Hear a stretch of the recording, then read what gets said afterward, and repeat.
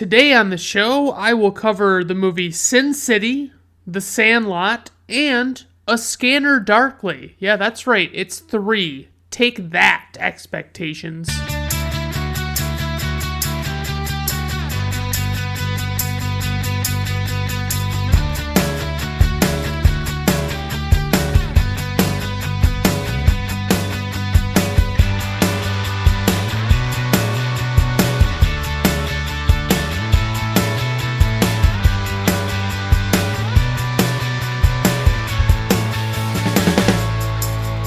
Alright everyone, welcome to Brandon at Random Reviews. I am your host, Brandon Griffiths. Thank you for tuning in, I do appreciate it.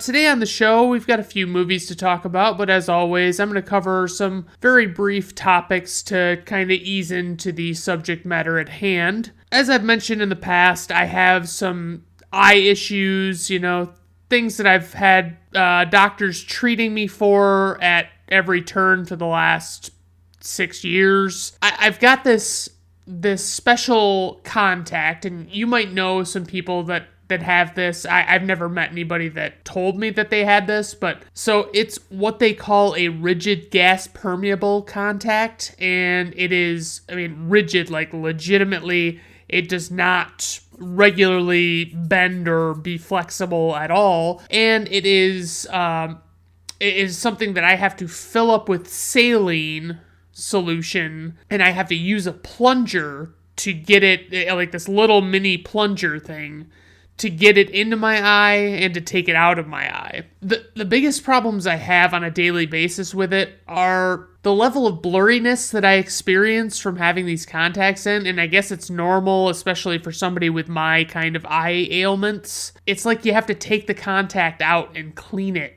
every few hours, every several hours, something like that. I end up cleaning mine like 2 or 3 times a day. It's not that bad. It's not as bad as it used to be. Luckily, I get a lot of advance warning for it. I can recognize that, hey, my vision's going to be blurry in due time if I don't take care of this right now or don't take care of it soon. And so I'm never in a position where, I'll be like driving and all of a sudden my eyes are so blurry I can't see, and then, that doesn't happen. So don't worry about that. So normally what I do is I always have the solution and stuff on hand so that I can change out or, clean out the contact and do what I need to do. I can stop at a rest area. If I'm driving, I can stop, just anywhere. I could even stop on the side of the road. It doesn't really matter. It is... Don't get me wrong, it is a great device. It's considered a prosthetic cornea, I guess is how they view it.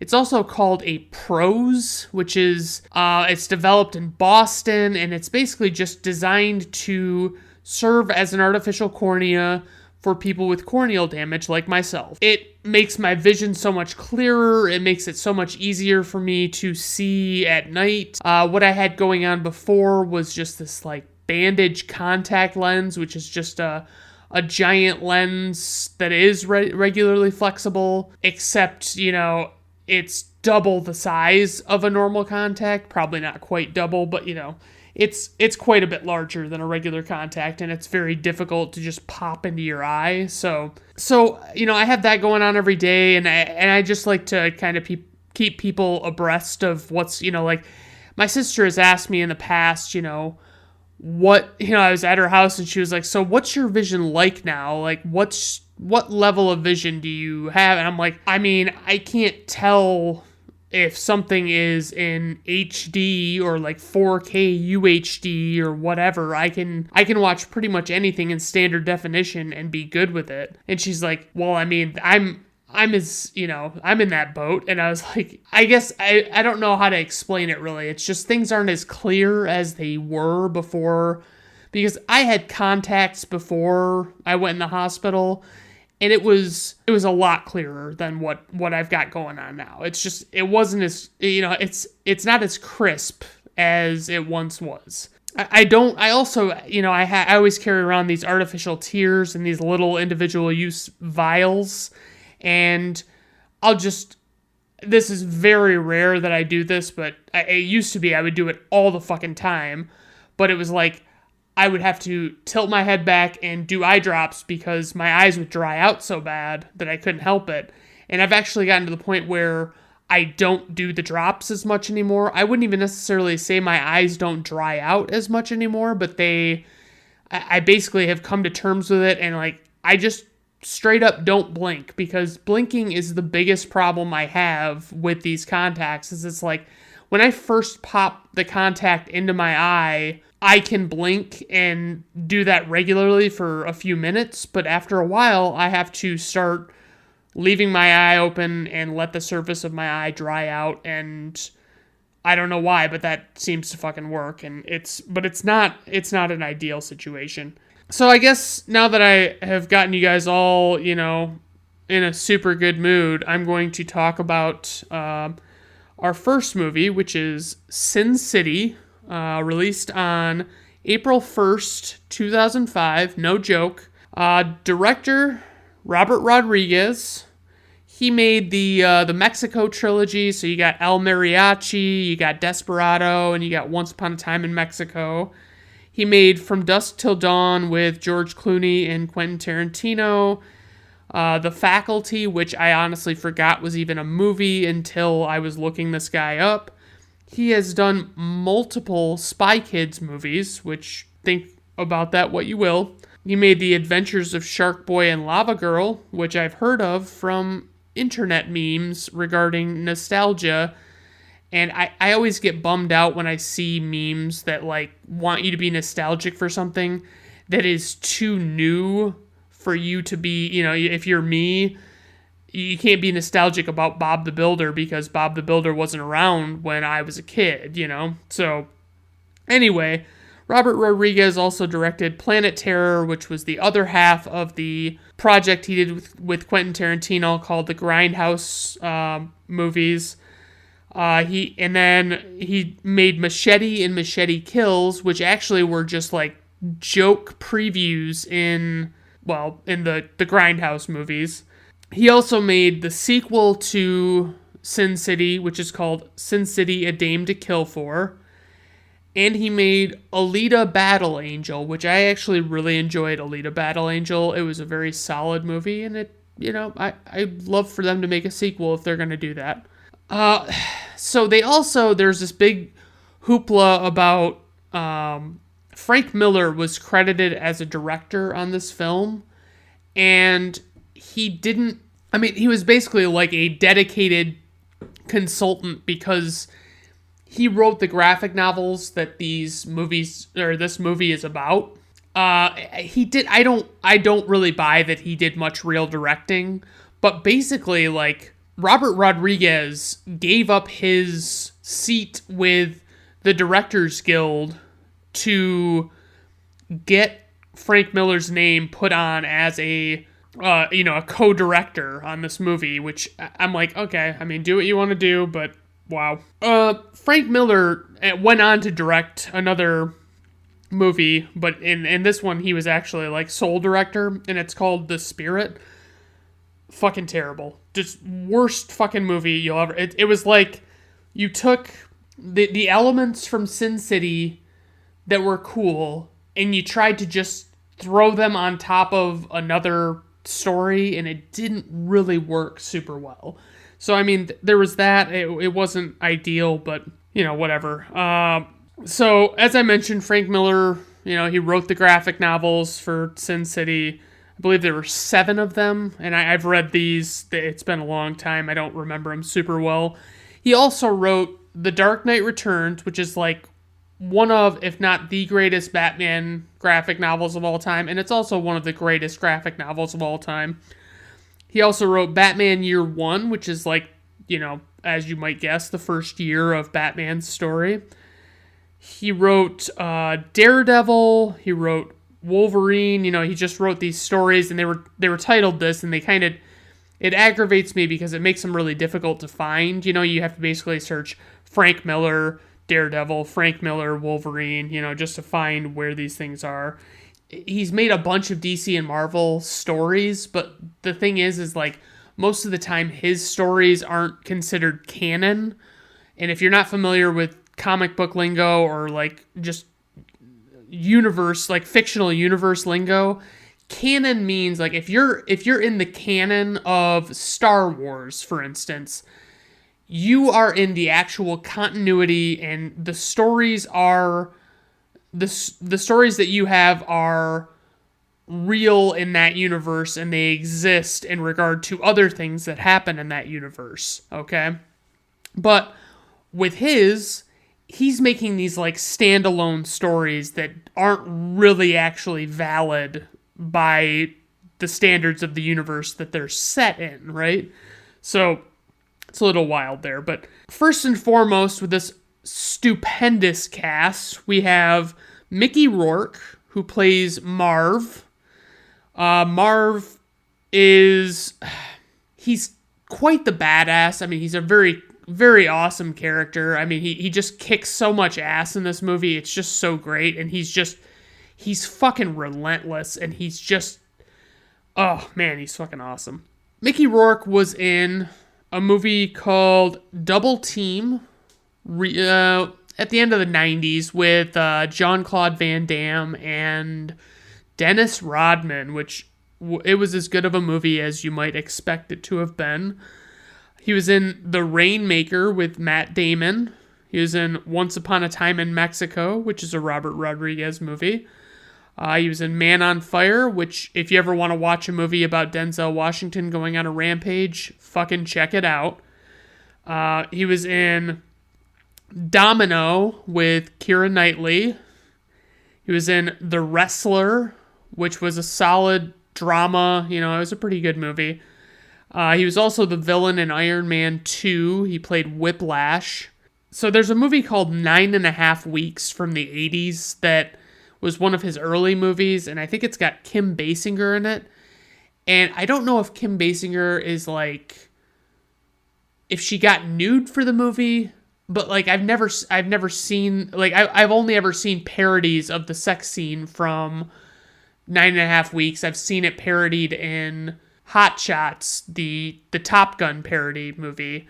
So, I mean, I kind of want to see that. I mean, on the off chance that Kim Basinger is naked, I mean, yeah, but I don't know about the rest of the movie. I haven't really heard anything else great about it. I guess moving right along, we've got Clive Owen, who plays Dwight. He was in, you know, he used to be in, at the beginning of the 2000s, he was in a ton of shit, and then all of a sudden he just fell off the face of the fucking earth. He was in The Bourne Identity. He was in a movie called Inside Man, which is really solid. He was in Children of Men, which is about like the last woman on Earth to get pregnant or something like that. Like, or a woman gets pregnant while everyone else on Earth is barren or something. He was, and this is, I think, was the beginning of the end for Clive Owen, but he was in a movie called Shoot 'Em Up. And I watched this movie thinking, man, I want to watch like a good mindless shoot 'em up type movie. Why don't I go with Shoot 'Em Up with Clive Owen?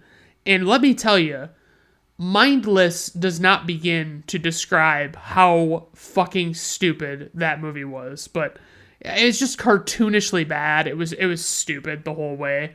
I couldn't really get into it. He was also in another shitty movie called Valerian and the City of a Thousand Planets, which, I mean, they covered it on How Did This Get Made. It was not good. So next up, and I'm trying to chug along here, trying to cover 3 movies today. I'm gonna make it happen. Bruce Willis. You know, I've talked about Bruce Willis before on the Unbreakable episode, but he plays Hartigan. He's just great. He's one of my all-time faves. Just love Bruce Willis. Jessica Alba is in this movie. She never really went anywhere in her career. I don't feel like she never was really that successful. She was in things of note, but she was not spectacular. What I remember her most from is the show Dark Angel from, I think, the late 90s. It was like set in the future, and it was really fucking edgy and stupid. She was in the 2 Fantastic Four movies that they originally came out with. She played the Invisible Woman, or Sue Storm, I think is the real name. I've seen half of the first one, and I couldn't finish it. And The Silver Surfer is cool, but it was not enough having the Silver Surfer in the second one to make me watch the second one or the rest of the first one. She was in a movie with Paul Walker called Into the Blue. She was in a movie about some kind of dancer, I think, called Honey. And then I made a note that said her filmography is a desolate wasteland of movies I've mostly never heard of / wanted to see. Well put, Brandon, from the past. Okay, so Alexis Bledel is in this movie, and I'm not going to go into the filmography of every single person on these movies because it would be a lot to put together and to enunciate. But here, Alexis Bledel, I just want to say that between the two Gilmore Girls, Lauren Graham is undoubtedly, in my mind, the hotter Gilmore Girl. Alexis Bledel still looks like childlike to me, and I just can't get there with like finding her good looking, like on that level. We've got a great villain in Powers Booth, who is not in enough stuff. He's in the movie Sudden Death with Jean-Claude Van Damme, which, by the way, if you ever look up the Parks and Rec deleted scene where Chris Pratt sings a song about the movie Sudden Death with Jean-Claude Van Damme, it's worth your time. Check it out. So Rosario Dawson's in this movie. We got Benicio del Toro. He's another villain type. Michael Clark Duncan's another villain type. Josh Hartnett is briefly in this movie, but he is in it, and he is solid. Rutger Hauer is in this movie for a sliver of a second. Michael Madsen is in this movie as Bruce Willis's partner. Brittany Murphy. We got Nick Offerman in a very bit part. Marley Shelton is very brief in this movie. The only reason I remember her, and, this is the connective tissue, but she was Wendy Peppercorn in the Sandlot movie, and that's the thing I always look and I'm like, God, who is that chick? She's really good looking. Why do I not know who the fuck that is? And then I realized, oh, it's Wendy Peppercorn. Fuck yeah. How about that? Elijah Wood is also in this movie. He doesn't really say much at all. Frank Miller has a bit role in the movie as a priest. And, I just got to say, like, the casting that they did in this movie was amazing. I mean, they did a really great job, especially, like, Mickey Rourke as Marv was such a great call. He's really made up, but he really acts like you think Marv should act. A couple of notes I wanted to make that I saw in the trivia section was apparently Johnny Depp was going to play the role of Jackie Boy, and it ultimately went to Benicio del Toro. Apparently Johnny Depp had scheduling conflicts and wasn't able to make it, which is fine. I mean, what can you do? But I do think, I made mention of this when I was taking notes. I was like, if Johnny Depp would have gotten this role, I might have been able to understand what Benicio del Toro's character was saying more frequently, because Benicio del Toro is like the most notoriously mumbly actor out there. Like, you can never fucking understand him. Leonardo DiCaprio actually turned down the role of Rourke Jr. Rourke Jr. he's like the villain of Bruce Willis's story, because this movie is split into basically like 3 stories. One's the Dwight story with Clive Owen, one's the Marv story with Mickey Rourke, and then one's the Hartigan story with Bruce Willis, okay? But Leonardo DiCaprio was offered the role of Rourke Jr. and shot it and said no. In case you didn't know this about Sin City, it's a very stylized, cool movie. It is shot in black and white, but there are things that are digitally made color, like certain elements, certain things, like somebody's getting pulled over by a police officer, and all of a sudden, their lights are blue and red, but but it's black and white all around it, It's a very cool to look at movie. it's because the graphic novel was black and white with those small elements of color just to accentuate certain features. There is one minor story outside of the three main stories, and it's got Josh Hartnett and Marley Shelton in it, and it really sets the tone for what kind of cool-ass movie you're gonna check out, you know? I just fucking love it. I can't get enough of it. So apparently Robert Rodriguez shot the scene with Josh Hartnett and Marley Shelton in one day. That was before Frank Miller had actually agreed to let the graphic novels be adapted. And so it was used to show Miller how faithful to the comics they would remain. And I mean, that's pretty fucking awesome. I mean, it's a good way to do it. I mean, if you want, it probably didn't cost Robert Rodriguez very much money, and it was probably really fucking just a passion project for him. So the story of Marv is The Hard Goodbye. The Hardigan story is That Yellow Bastard. And Dwight is The Big Fat Kill. Basically, anytime in this movie where you get Marv fighting people, it's fucking badass. It's fucking cool. He's got these like mental issues where like he needs to take these pills to kind of keep him, you know, grounded in reality, and he keeps forgetting stuff, and you know, but like at one point in the movie, Clive Owen crosses paths with Marv, and you know, his internal monologue says that Marv would have been great, you know, thousands of years ago as a gladiator in the arenas, and they would have just thrown him girls like, you know, like Jessica Alba's character or whatever.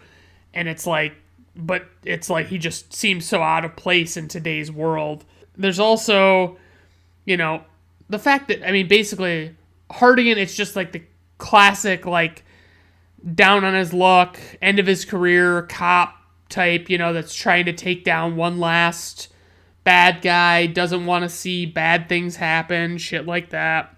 The scene where Clive Owen, Dwight, is in the car with Jackie Boy, Benicio del Toro's character, this scene, you know, they're in the car, and it's just a very trippy scene.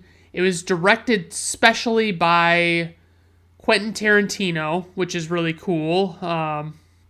Apparently, like, Robert Rodriguez did the music for Quentin Tarantino at one of his movies, and he did it for $1, and then Tarantino did the directing for the one scene of this movie for $1 or something, you know, just because they're friends or whatever.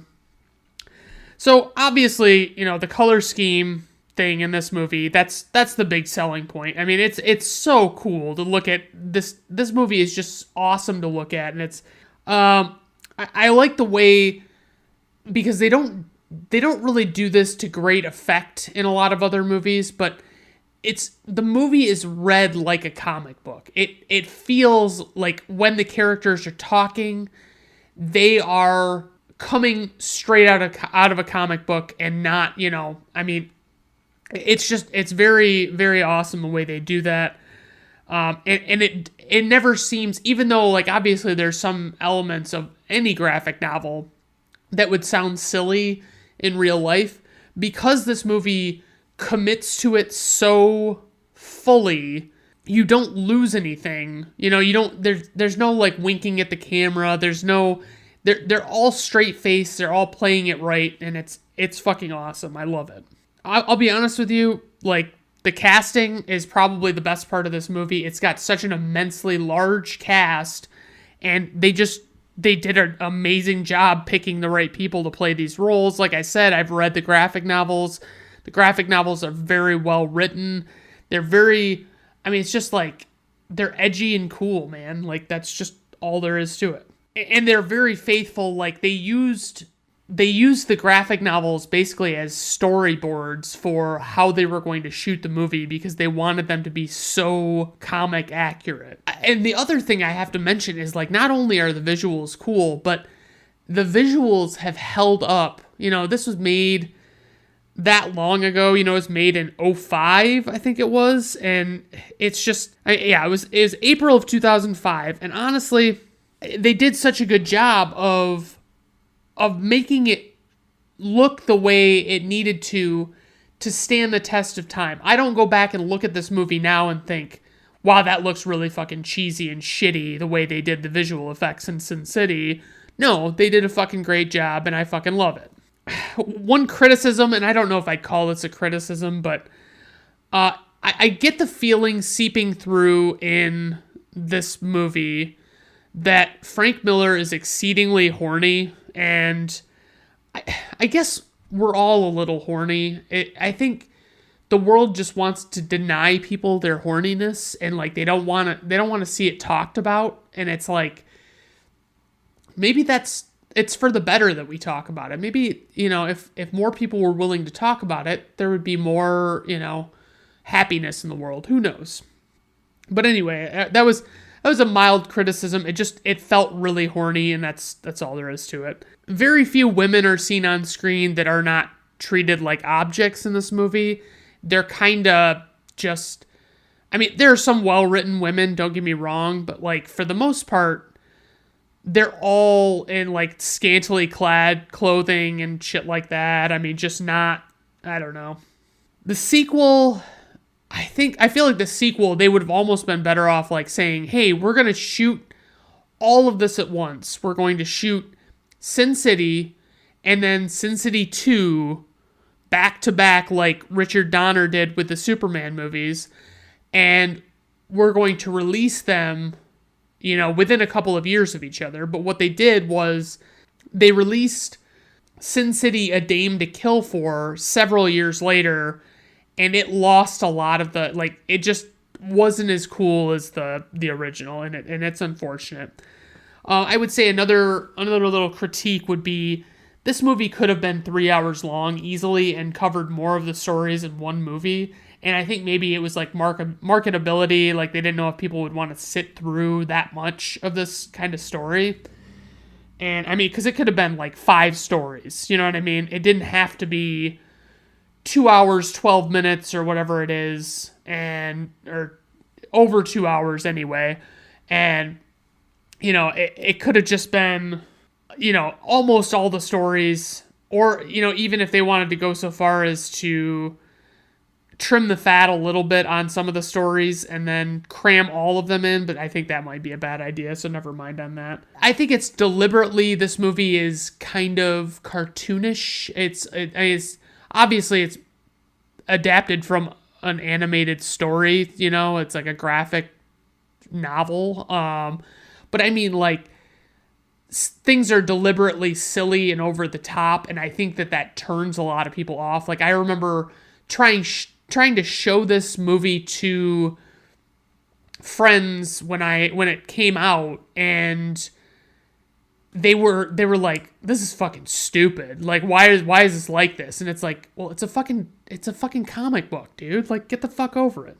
So apparently they're supposed to come out with a show for this universe soon. I don't have any idea who's going to be in it or what network, like streaming service it's going to be on or whatever. But I'm excited for that. Because like I said, the sequel was not very good, and I'm really hoping that they do a better job on the show.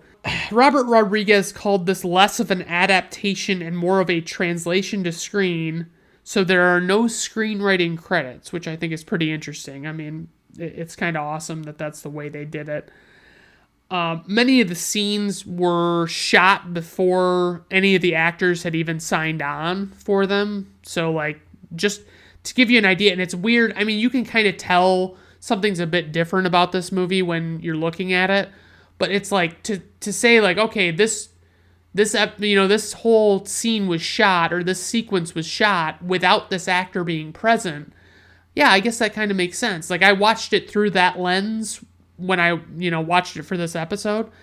It really stood out as like, holy shit, it's true. Like, Robert Rodriguez is saying like, this is, he said at the time, it was the way movies were going to start going soon, because of actor availability and stuff like that, where it's like, they can't get actors on set enough to shoot scenes like this together.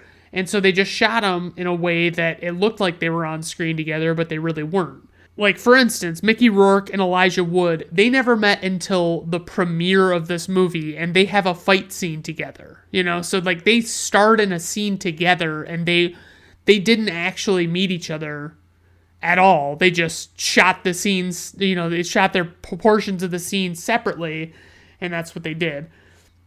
Despite appearing in all three major stories, Brittany Murphy filmed all of her scenes in one day. It doesn't really surprise me. She's not doing a whole lot of heavy lifting on screen. I mean, she's solid in this movie. Rest in peace, Brittany Murphy. But it doesn't shock me that she was able to shoot all of her scenes that quickly. A majority of the movie was shot against green screen, as you may guess if you watch this movie. It's pretty crazy. There were only 4 practical sets used. One was Katie's bar, one was Shelley's apartment, Hartigan's cell, and the hospital in the epilogue. Pretty cool that they were able to accomplish as much as they were in this movie with having that little practical stuff. I always read through the IMDb trivia, and I try and see, like, hey, what's this, you know, what's this going to be all about? You know, like, what can I find? What nuggets can I find that are, like, interesting? And no matter what, I always find, like, the worst fucking tidbits on IMDb trivia. So this is what one said. At one point, Hartigan resists Nancy's advances, saying, "I'm old enough to be your grandfather," while Hartigan, age 68, is old enough to be the grandfather of Nancy, age 19.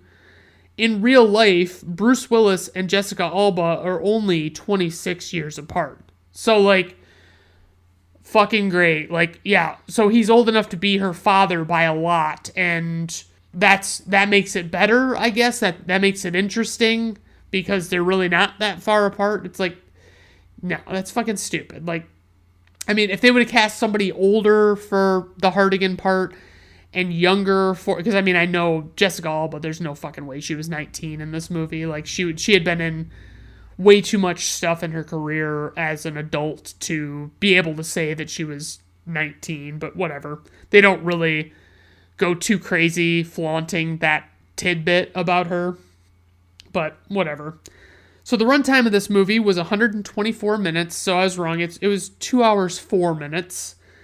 The budget was $40 million, which seems very low to me. The worldwide gross to date was $160 million, which is great. I'm glad it was a success. The IMDb rating is 8.0. Rotten Tomato critics score, 77%. Rotten Tomato audience score, 78%. Personal rating for myself, 5 out of 5 stars. I fucking love this movie. So if you decide, this movie is on HBO Max right now. It's a very good movie. I didn't notice if the sequel was on there. If you decide to watch the sequel, go into it with the lens of, like, I'm going to be disappointed by this movie. You know what I mean? And then maybe you'll like it more because you don't have that high expectation. But it's not ideal. You know, like, the way they have it set up, I mean, it just doesn't capture the coolness of the original, you know? Moving on to our next film, because I have 2 more to do, and I am 45 minutes deep into this, but whatever. The Sandlot, which is a movie that was released on April 7th, 1993. The director was David Mickey Evans, who is clearly super into baseball. He made a movie called Radio Flyer, which I heard was good. The movie Ed is a movie where I think it's an orangutan plays baseball with Matt LeBlanc, and there's no way. There is no fucking way that that's a good movie. I might watch it just for the humor of how terrible it might be, but holy shit, that sounds bad. I mean, he made a movie called Terminal Entry. He made First Kid with Sinbad. He made Beethoven's Third and Fourth. He made a movie that sounds pornographic called Barely Legal. He made one called Wilder Days and The Final Season, which is another baseball movie.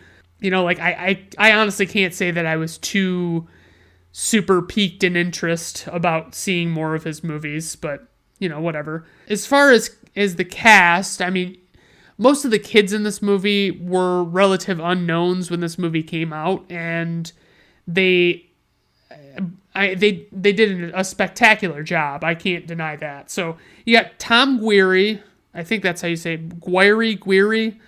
He plays Scotty Smalls, and obviously you've heard the "You're Killing Me, Smalls" thing from this movie. He was in Mystic River, which he would have been quite a few years older. I mean, like, he would probably been like late teens, maybe, in this in Mystic River. And that was the one with the ridiculous plot synopsis that I talked about previously. He was in Black Hawk Down, which is a solid fucking war movie. He was in The Revenant, which is a great fucking movie all around, like, just very visual, very cool to look at. Fucking loved it.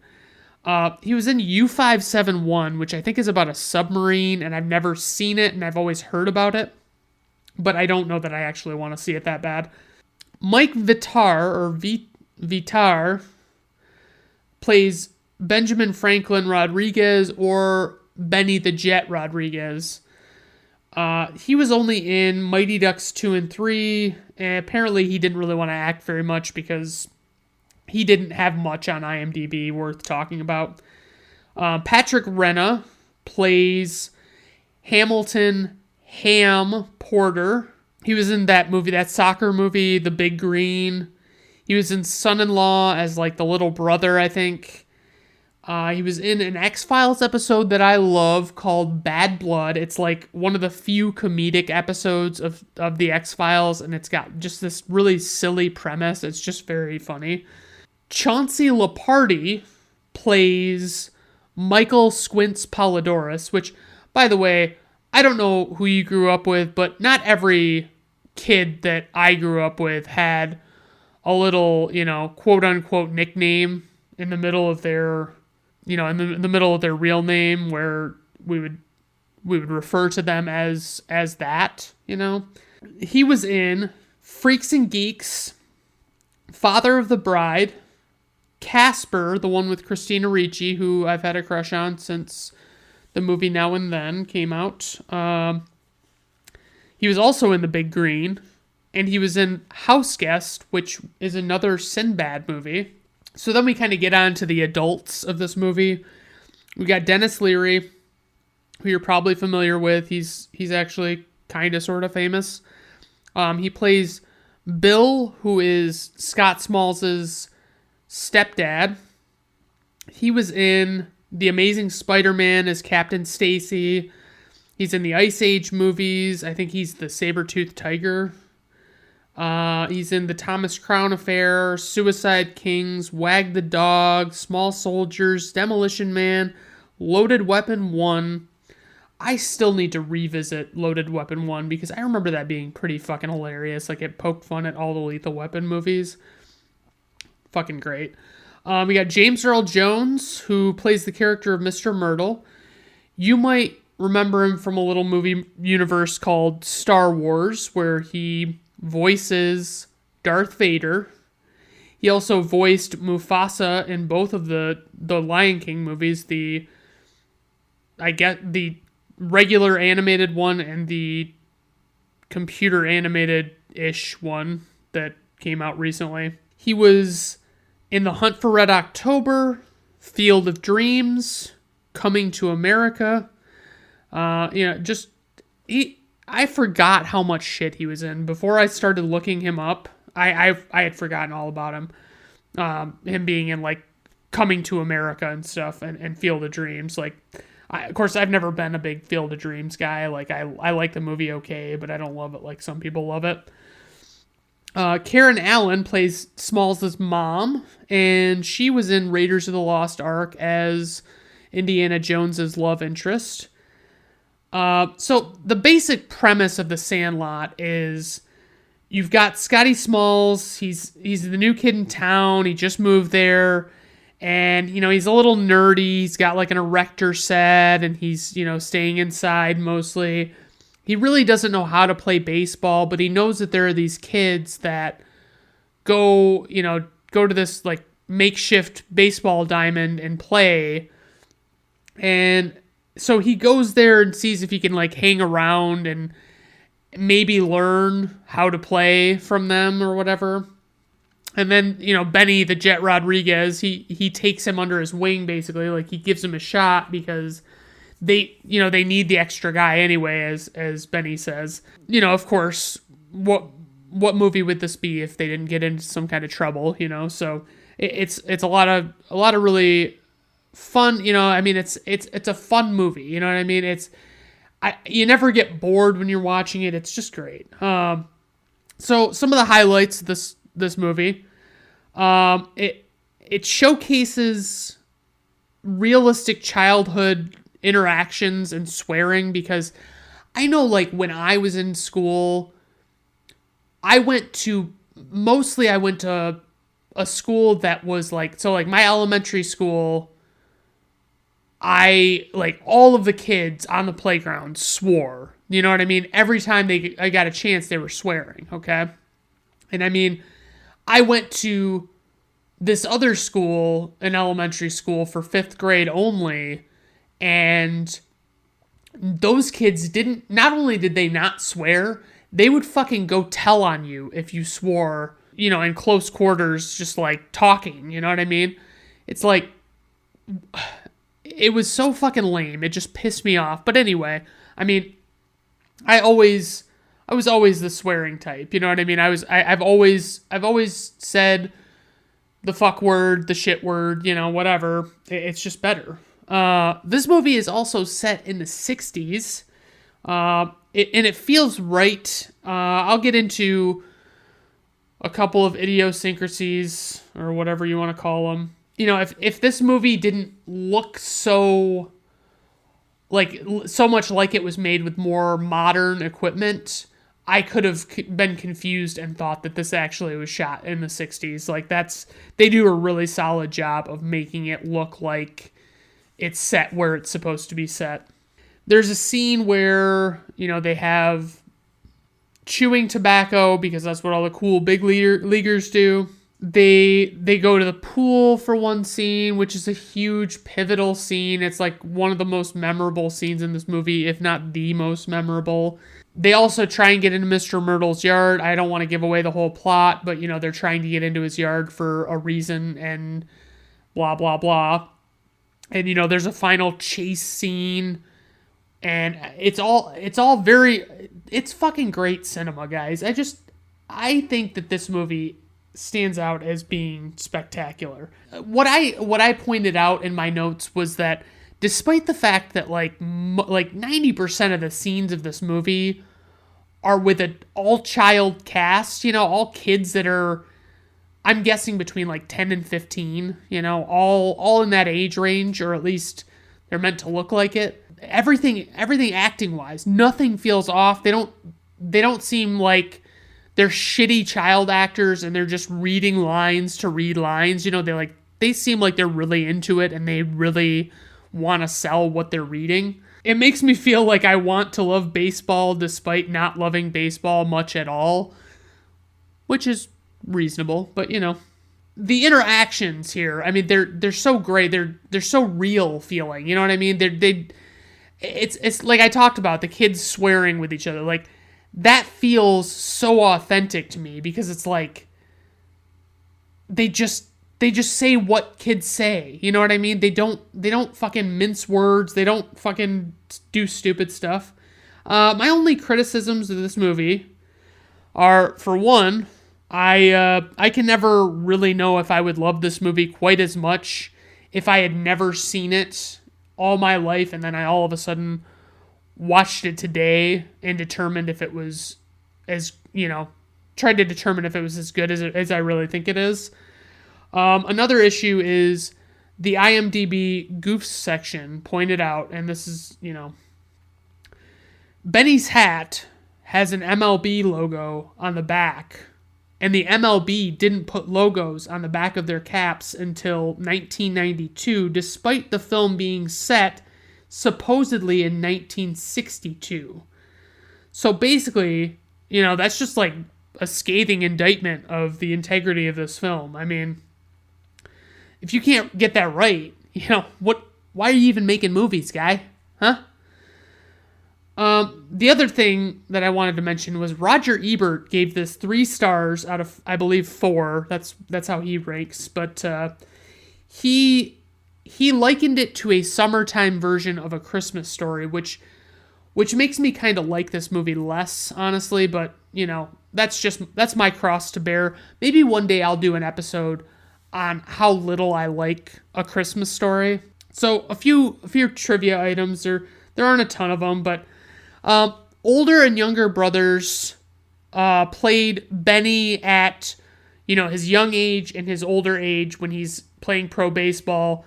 Pablo Vittar and Mike Vittar are the 2 brothers. There is a great quote that goes, "Heroes get remembered, but legends never die. Follow your heart, kid.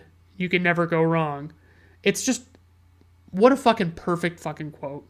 So I found out today that the director narrates the film, and that's pretty cool, because I knew it wasn't the same voice because you see older Scott Smalls calling a baseball game, and you obviously hear young Scott Smalls, and it's not going to be him because it's an adult man talking as a narrator. And so apparently the director is the narrator, so that's pretty neat. Despite mostly hot days while shooting, the day of the pool scene, it was overcast, and the water was supposedly 56 degrees. The actors can be seen shivering, and Squint's teeth even chatter, which you can tell that they are fucking freezing. And I always wondered why that was, because I'm like, if it's supposed to be so fucking hot out that they can't stand it and they've got to go to the pool instead of playing baseball, what's going on? So there's also a little nod in the scene where they're watching Wendy Peppercorn at the lifeguard stand. She's like oiling and lotioning her legs and whatever. And one of them says, "She don't know what she's doing. She don't know what she's doing." And the other one says, "Yes, she does. She knows exactly what she's doing." And that's like direct quote from Cool Hand Luke with Paul Newman, that's fucking great. I mean, it's funny because the cart came before the horse for me on that one, because I saw The Sandlot first, and then I saw Cool Hand Luke long after, and I was always so happy that they had that little in reference to it. Runtime of this movie was 101 minutes. The budget was $7 million. Worldwide gross, $34.3 million. IMDb rating of 7.8. Rotten Tomato critics score, 64%. Rotten Tomato audience score, 89%. Personal rating, 5 out of 5 stars, because that's the way I do it. I pick these movies, they're in my all-time faves. They're going to be 5 out of 5 stars 90% of the time, and I don't give a shit if you disagree with me. Okay, so our last movie, and this one's going to be the most brief, so please don't get too exhausted with me right now. A Scanner Darkly is a movie from July 7th, 2006. It's directed by Richard Linklater. He made such films as Bernie. He made the Before trilogy, so Before Sunrise, Before Sunset, Before Midnight. Great fucking trilogy. Check it out sometime. He made School of Rock with Jack Black. He made Dazed and Confused, which had had Matthew McConaughey and Ben Affleck and a whole bunch of fucking up-and-coming actors. But it's a solid fucking movie. I really like it. A couple of movies he had that I want to see are Boyhood and Me and Orson Welles. This movie features Keanu Reeves, who you probably know from the Matrix movies or the John Wick movies or the Bill and Ted movies or Point Break or Speed or The Devil's Advocate, which is fucking terrible, terrible, terrible, terrible, terrible. It also has Winona Ryder. Oh, by the way, Keanu Reeves' character's name is Bob Arctur. And then we have Winona Ryder, whose character's name is Donna Hawthorne. she was in, she's been in a ton of stuff, but she's been in Little Women from the 90s. She's been in Heathers, Girl Interrupted, Edward Scissorhands, Beetlejuice, Stranger Things, Mr. Deeds, Lucas, which, by the way, Lucas is a solid movie. It's like kind of a teen movie, but it's got Corey Haim in the title role.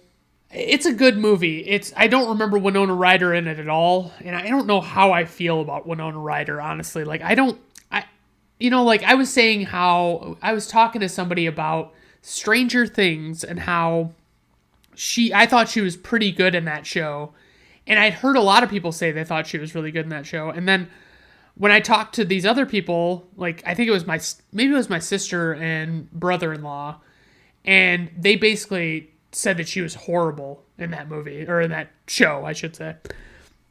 But what can you do? Robert Downey Jr. is in this movie. He plays James Barris. You know him as Iron Man from the Marvel movies. He was in Kiss Kiss Bang Bang, which, by the way, you need to fucking watch that movie. He was in the Sherlock Holmes movies that Guy Ritchie made. He was in Tropic Thunder. He plays an Australian method actor who dresses up as a black guy, and it is more hilarious than you could ever imagine. He was in Due Date with Zach Galifianakis. He was in Bowfinger with Steve Martin. Home for the Holidays was a boring piece of shit movie that he was in the 90s. He was in Chaplin, where he played Charlie Chaplin, and I never saw that one. I wouldn't mind checking it out, though. It could be good. He was in Air America with Mel Gibson, and he was in Tough Turf with James Spader, and I just watched that movie yesterday, and it was fucking awful. Okay, Woody Harrelson. He plays Ernie Luckman.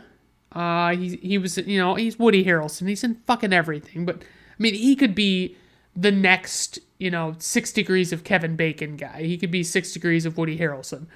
He was in True Detective, The People vs. Larry Flint, Natural Born Killers, Zombieland, Venom, Let There Be Carnage, Solo, the Star Wars story, The Highwaymen, the Hunger Games movies, No Country for Old Men, and a movie that I need to revisit, which is called White Men Can't Jump, about him and Wesley Snipes playing basketball. Fucking solid. I remember it being good. I wonder if it's still as good as I thought it was. The basic plot of this movie is, it's a little confusing, but it's like, basically it's about drugs and like trying to catch people doing drugs and all these great lengths that they'll go to try and catch these people, or how bad drugs are and all this stuff. I mean, it's a little fucking ridiculous, but I would say the animation style of this movie was incredibly cool. It's very realistically drawn, so it barely, it's just like, it's a stone's throw away from being actual people in these scenes, but it doesn't look off. They do a great job of capturing, all of the looks of people. I wouldn't want too many movies to have this style, though, because I think it could be, the biggest problem is I don't know if you capture the expressions on the actor's face, like it doesn't come through as well. So a lot of the elements of the plot, they use the animation to their advantage. There's multiple scenes where they have like a thought bubble, like in a comic book, and they use that as like, okay, I'm going to see what's going on in this person's head right now.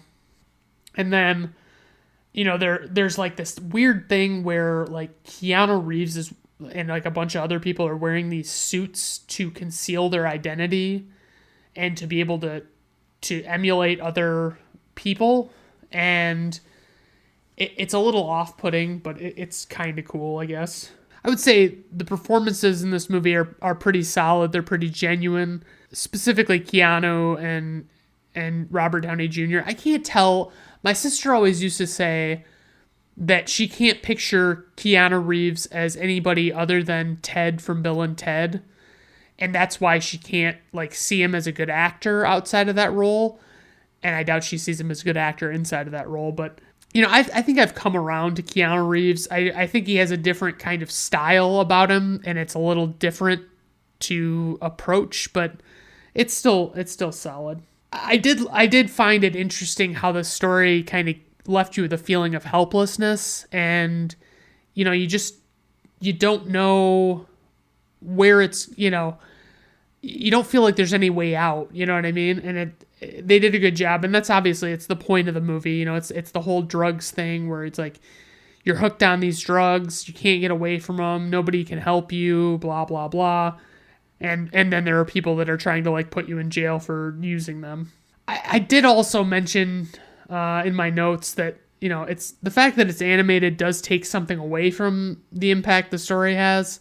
I think that if this had been fully unanimated, real life shit, I think it could have just been a better movie overall, and it might have had a better impact, because the fact that you're making it a cartoon automatically pulls you out of the story a little bit. You know what I mean? You know that you're watching something that is not real. So like I was talking about with the suits that they wear that make them look like other people, I said it was unpleasant to look at them all the time. I didn't really care for that. Like, I wish they could have figured out a better way to present that so you didn't have to constantly be looking at these people that their entire body was changing identities all the time. I'm still not sold on Winona Ryder. I don't know if I like her. I just don't fucking know. It didn't really feel like the story amounted to much, honestly. I get what they were going for. Don't get me wrong. I understood. It was just not. Maybe it wasn't for me. I mean, that could very well be. I usually have trouble getting into these drug-related movies. Apparently, Robert Downey Jr. wrote down the lines on Post-it notes that he was supposed to read for, you know, when he was going to perform them, and he'd put them on the walls so he could read them during scenes. And the animators just, you know, animated over them and didn't really give two shits. So I guess that worked out pretty good. I don't know why all the actors didn't do that. Filming was completed in 23 days, although I've seen conflicting, you know, like I've read 6 weeks and 23 days, but according to IMDb, filming was completed in 23 days and animation took 18 months, which is a lot. The runtime of this movie was 100 minutes, budget $8.7 million, worldwide gross $7.7 million, so not a success. IMDb rating of 7.0. Rotten Tomato critics score 68%. Rotten Tomato audience score 74%. Personal rating for moi, I would say 3 out of 5 stars. I just could not get into it. I don't think I'll revisit this movie ever. It was just not that good. But I had heard people talk about it and say that it was like solid or whatever, but you know, what can you do? So I'd like to thank everybody for tuning in today. It's much appreciated, and I always look forward to sharing my thoughts on movies with you guys. Please feel free to get a hold of me. Let me know if you have a movie you really want me to cover, good or bad. I'm kind of leaning towards bad more frequently now, but worst comes to worst, you know, I just do another good movie and I love it. So thanks for tuning in, everybody. I'll see ya on the flip side.